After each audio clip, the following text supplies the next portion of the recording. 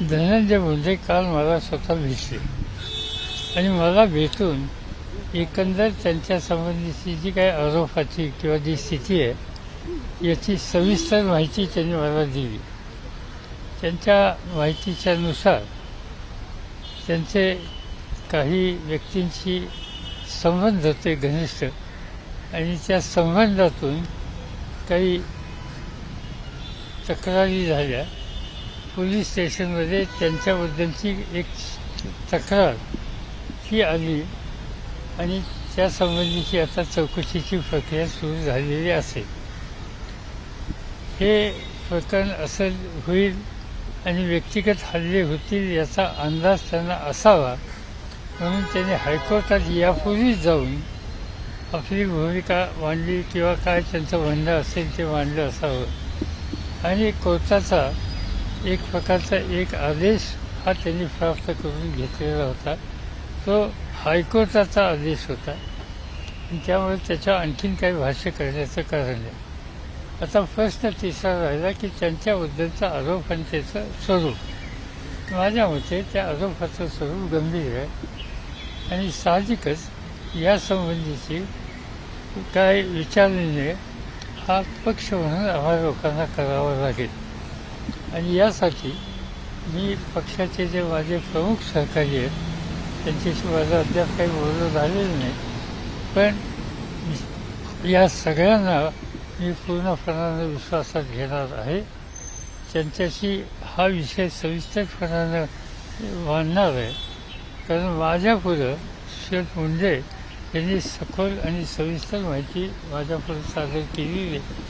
त्यामुळे माझं कर्तव्य आहे की त्यांनी सांगितलेली माहिती बाकीच्या सगळ्या सहकार्यांना सांगणं आणि यासंबंधीची त्यांची मतं लक्षात घेऊन पुढची पावलं टाकणं आणि हे आम्ही लवकरात लवकर करण्याच्या विचारात आहोत. मला असं वाटत नाही की याला फारसा विलंब लागून द्यावा. यासंबंधी कोर्टाचे काय निर्णय होतील, पोलीसचे इन्व्हेस्टिगेशन होईल, त्या सगळ्या गोष्टीत मी करत नाही, पण पक्ष म्हणून आणि पक्षप्रमुख म्हणून जी काही आम्हाला काळजी घ्यावी लागेल, जे काही निर्णय घ्यावे लागतील त्याबद्दल आम्ही तातडीने निर्णय घेऊ. I cannot tell unless and until I discuss with my colleagues. I will not be able to tell and I will not disclose of the papers. I mean, you are referring for examination or I am referring for examination.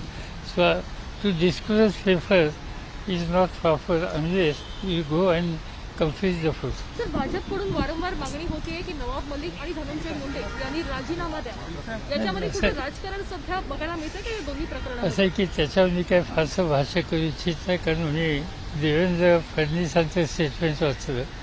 त्यांनी सांगितलं की याच्यात संयमानं लढण्याच्या संबंधीची गरज आहे. त्यामुळे जर त्यांच्या पक्षप्रमुखाचं हे मत असेल तर आणि अन्य लोकांची अन्य मतं असतील तर अशा परिस्थितीचा फायदा घेण्याचा प्रयत्न हा विरोधकांच्याकडून केला जातो. यापेक्षा त्याला आणखीन काही अधिक सांगायची आवश्यकता मला वाटत नाही. पण साहेब, जोपर्यंत चौकशी होते तोपर्यंत त्यांनी मंत्रीपदी राहावं का नाही त्याचा आम्हाला विचार तर करून द्या. हा विषय काल झालेला आहे. आम्ही विदिन पार्टी डिस्कसही केलेलं नाही. तो मी लवकरात लवकर डिस्कस करणार आहे हे शुद्ध मराठीमध्ये आपल्याला सांगितलेलं आहे आणि डिस्कस झाल्याच्या नंतर या संबंधीचं चित्र आपल्या सगळ्यांच्या समोर येईल. सर, पण मंत्रीपदी ते राहावेत की नाही या संदर्भात मुख्यमंत्र्यांशी काही तुमचं बोलणं झालंय का? असं मला आधी माझाच निर्णय तर घेऊन द्या, नंतर मुख्यमंत्री वगैरे बघू.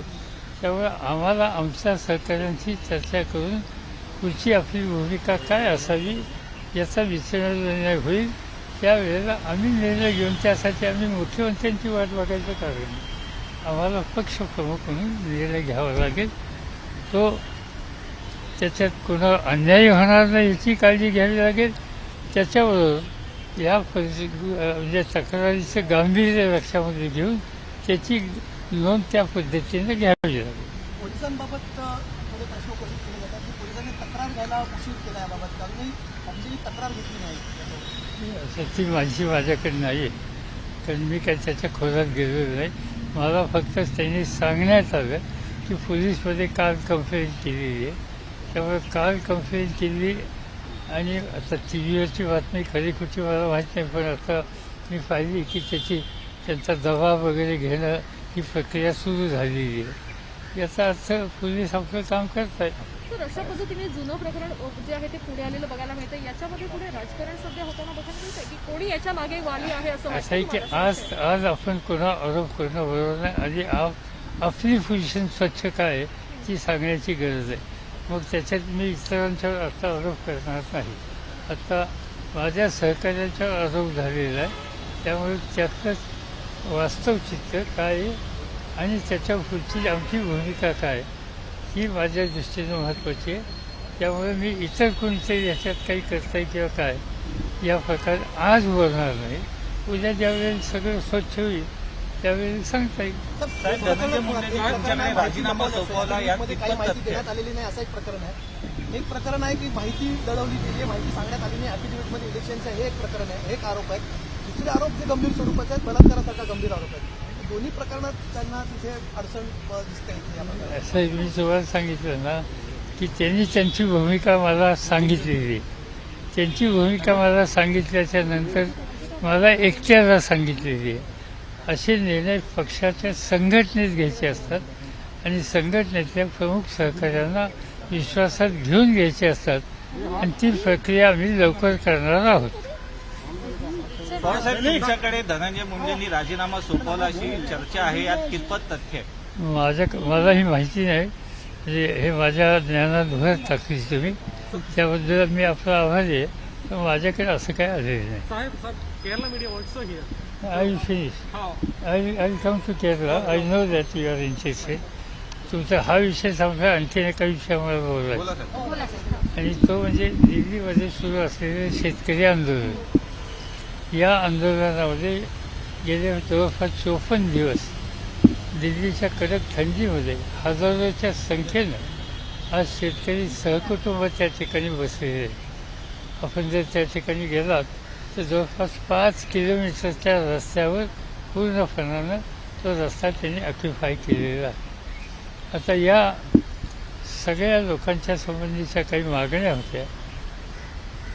सुप्रीम कोर्टाने शेवटी त्याची नोंद घेतली आणि सुप्रीम कोर्टाने एकंदर भारत सरकारने या प्रश्नाकडे ज्या पद्धतीनं पाहिलं त्याबद्दलची तीव्र नाराजी आपल्या ह्या प्रश्नाचा विचार मांडत असताना केली.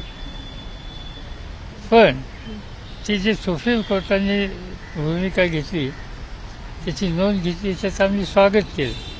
परंतु सुप्रीम कोर्टाने या सगळ्या गोष्टीचा विचार करायला एक कमिटी नेमली.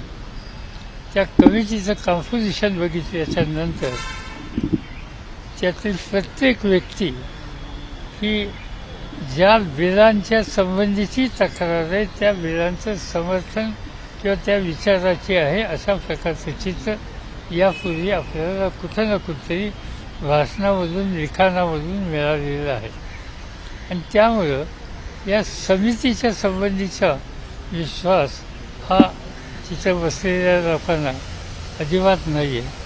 आणि त्यामुळं या समितीमधून काही निघेल असं त्यांना वाटत नाही आणि त्यांच्या मताशी मी सुद्धा सहमत आहे. आणि त्यामुळं मला असं वाटतं की या प्रश्नाचं गांभीर्य जर केंद्र सरकारने खरंच घेतलेलं असेल तर इंडिपेंडंट म्हणजे इन ट्रू सेन्स इंडिपेंडंट अशा लोकांची नियुक्ती त्या ठिकाणी केली असती तर ते अधिक बरं झालं असतं.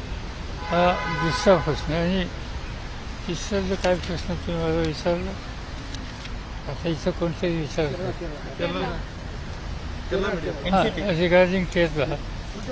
You see, my colleague from Kerala had a meeting with me day before yesterday, and today also Mr. Pitambar Master, who is our General Secretary, National General Secretary, and senior most leader from Kerala, and other colleagues also met.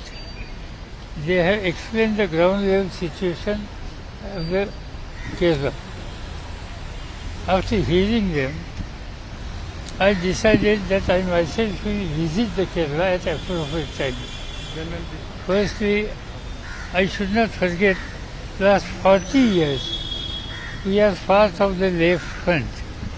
So when the NCP and their colleagues are closely associated with left front for so long, we will not take any decision without taking in conference our own colleagues and also left front leaders.